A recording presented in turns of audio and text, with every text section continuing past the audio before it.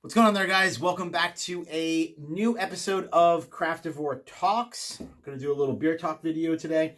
If you've been following me on Instagram, and I think I mentioned this in a couple of previous episodes, but I wanted to kind of just pose a question out to you guys out there and hopefully engage in a fruitful discussion via the comments section. And that question is, why is the New England Style IPA named so many different things? I was coming across, as I've kind of dived into my, larger style brewery shelf New England Style IPA escapade, where every single time that I would see one out, I have to go pick it up and obviously review it here on the channel. And then there were so many different things that I just started picking up as it relates to the New England Style IPA, which is what I consider the name to be.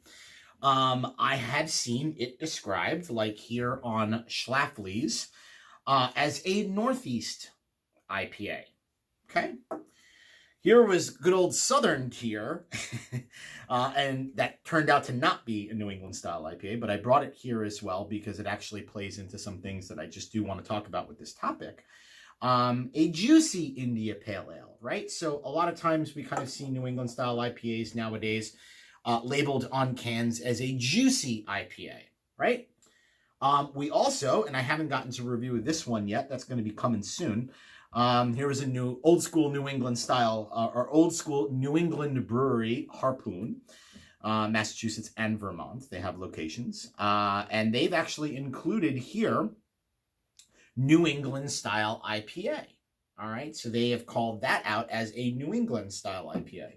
And then in some cases, I've also seen beers that call it a hazy IPA. All right, and then to make matters even more complicated, you kind of take the two breweries that are most synonymous with the modern day version of the New England Style IPA, right? That full-on haze. We're not talking pre-haze New England IPA, because that would belong to breweries like The Alchemist and Lawson's Finest Liquids. I'm saying what we consider to be the forefathers of this version of the New England Style IPA, that being Treehouse and Trillium.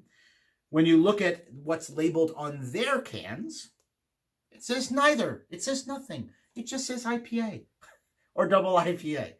So the purpose of the talk is to say and ask you out there, why does the New England Style IPA go by so many different names? I can't remember another beer style out there where it has gone by literally, just off the case of what I've grabbed off cans, 5 different names, right? I've seen New England Style IPA.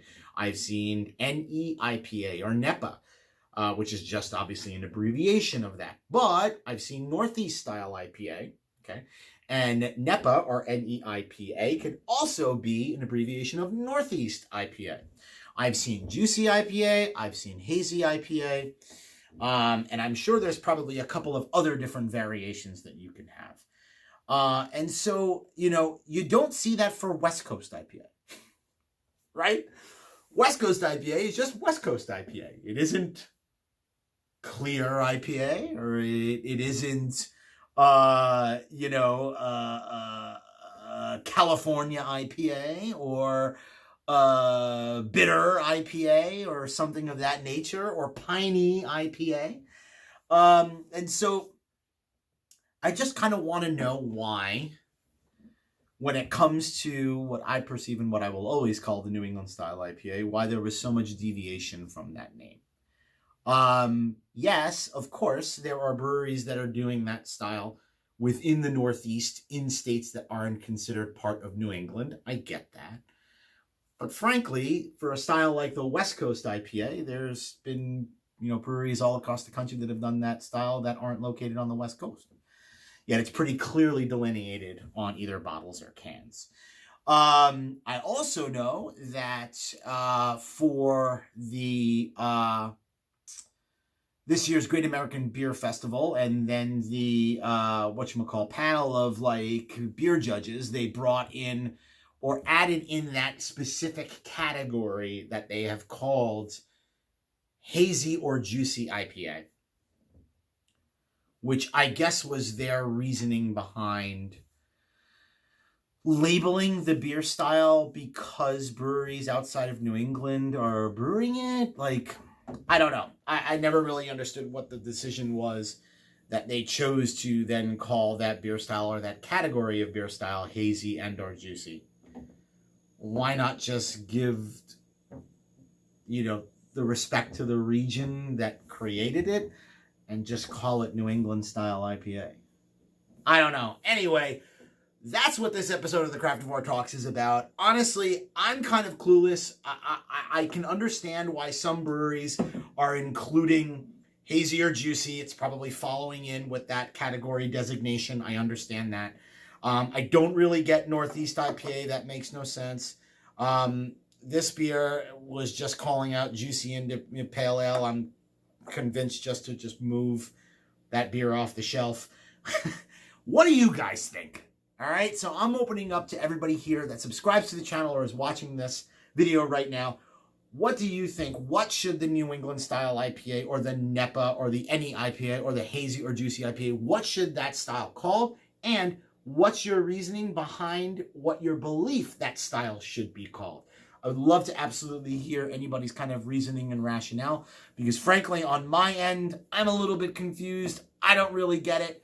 But I'm going to stand by that it should be called the New England Style IPA or New England Style, period.